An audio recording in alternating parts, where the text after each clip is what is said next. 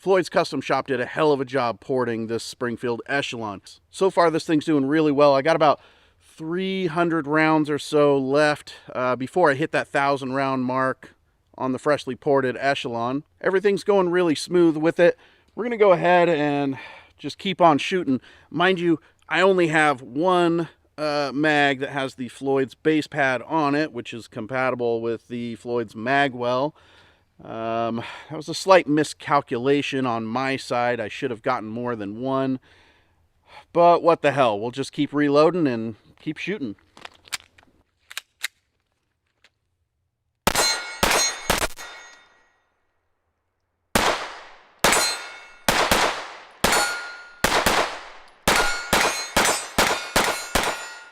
There it is, guys. I got my Springfield Echelon back from Floyd's Custom Shop. And let me just tell you this. Floyd's knocks it out of the park every time. Let's get this video started and let's talk about the magwell and mag bases. The magwell design itself, it is super secure. There's no movement, there's no shifting, there's no rattling, any weird stuff like that. Now, I personally have always liked the way that Floyd's designed their magwells. It gives you kind of a little ledge for your support hand pinky, which is going to give you a hell of a lot more leverage over your handgun than you normally would have. Having that little bit of extra leverage is going to make a drastic difference on how much control you actually have over that gun. You may think that you have a ton of control over your gun and that you don't need any more leverage on it. But let me tell you, you slap one of these magwells on there, you hit the range, put a couple of mags through it, and you're going to see a night and day difference. While you're down there in that description area, hit that like button, leave a comment, leave a question, just say hi.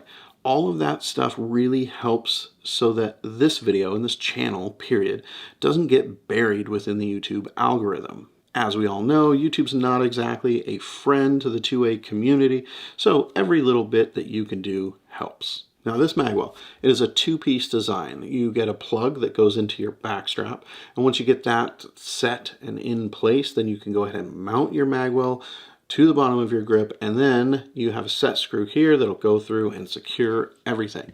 It does seem pretty simplistic in nature, but having that installation video queued up makes it a lot easier as far as like having something to reference back to while you're doing your own installation. Now, if you do add one of these Floyd's magwells to your Echelon, just know that your standard 17 round magazines, they are no longer going to work. That lip here is going to stop it from going in and fully seating. I don't have any of the stock mag extensions, but it sounds like if you're using those will work just fine with this magwell. For those of you not wanting to add that extra bulk to your mags, Floyd's does have these low profile mag bases available on their site. That's going to make it so your standard 17 round mags will work with this setup. Now, they do not add capacity, but they do add a little bit of extra weight to the mag, and they have these little grippy ridges on the side just in case you ever have a failure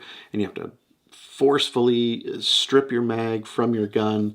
This actually is a lot better than the standard base pads. Also, as a side note, they aren't available right now, but Floyd's will have the +6 mag extensions for the Echelon available very soon. I would be surprised if by the time this video drops, they're not already listed on the Floyd's Custom Shop website. I'm excited about that. I use their +6 mag extensions on a bunch of other guns, but primarily these M&Ps that I have, almost every mag that I own has a +6 mag extension on it. It's great because it adds a little bit of extra weight.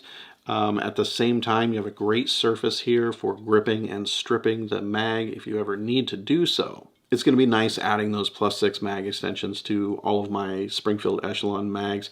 I might keep one with the low profile just for carry use, but I am really excited to be able to add those to all my other mags. All that's left to talk about today is the porting. Now, I know what a lot of you are thinking. The Springfield Echelon, it doesn't have a ton of recoil. It's a 9mm, and with its size and its ergonomics, it already handles really well. Why would you even port this gun in the first place? If that's what you're thinking, this video this channel probably isn't for you. A lot of people out there like ported guns. A lot of people like to reduce recoil. Maybe you want to use this gun for some sort of competition shooting where a ported barrel is going to be allowed. Maybe you just want to use it as a range gun. I mean, who cares really? If you're interested in porting your Springfield Echelon, listen up. Floyd's Custom Shop is where it's at. Yes, it could take a few mags to get used to those gases being redirected back towards you. Don't worry about that. You'll get used to it. Yes, it's going to seem a lot louder.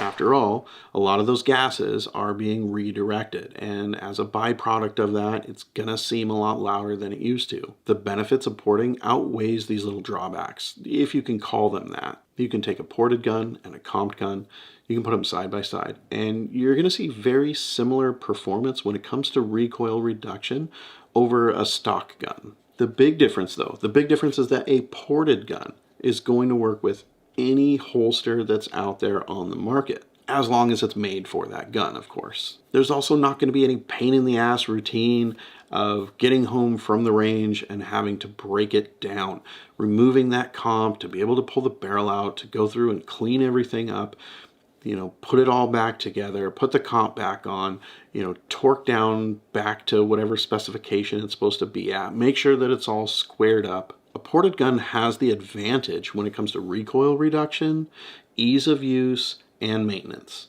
I personally feel like the Echelon is a very smooth shooting gun right out of the box, even though I do have a couple of issues with how certain parts of it were designed. As far as how it handles, it's very smooth shooting. Floyd's Custom Shop though, the port job that they've done on the Echelon has made it a much flatter shooting gun. I cannot stress to you enough how much different it feels going from the stock configuration over to the ported variation.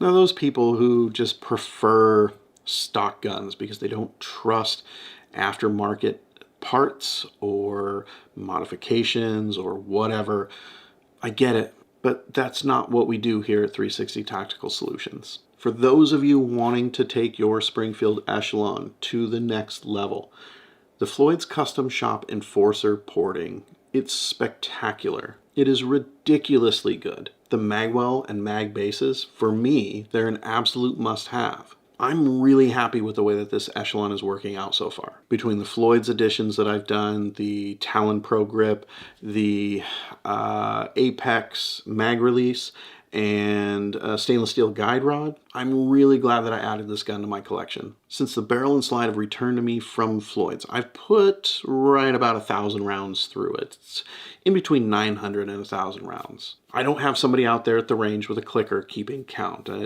I buy 1,000 rounds and then I shoot it, and that's how I basically keep track. Overall, this brings my total round count on the Echelon to like 2,500, give or take. Do you have any idea how hard it is to put 1,000 rounds through this gun when I only have one mag that's working currently with my magwell? I mean, you guys really have to know just how dedicated I am to getting the testing done on this so that I can bring you my evaluation. I really should have ordered more than one base pad, but I'm holding out for those +6s. So it took roughly 58 reloads of this single mag to equal the 1,000 rounds that I put through this gun. The result of that testing is a Springfield Echelon that is running just as smoothly and reliably as I would expect it to be straight from the factory. Now, I don't know if that stainless steel guide rod from Apex has any, benefit or, effect on the gun in terms of its reliability or overall handling. All I know is that the Echelon is shooting flat as hell, and I'm not having any issues with reliability. I haven't changed out to a different spring, and at this point in testing, I don't have any plans to change out to a different spring. How this gun shoots right now, it is nearly perfect. I would like to get just a little bit more performance out of the trigger, maybe remove some of the take-up, but I mean, other than that, this gun is good to go. The porting from Floyd's custom shop, it took a gun that already handled quite well, and it turned it into an absolute beast at the range.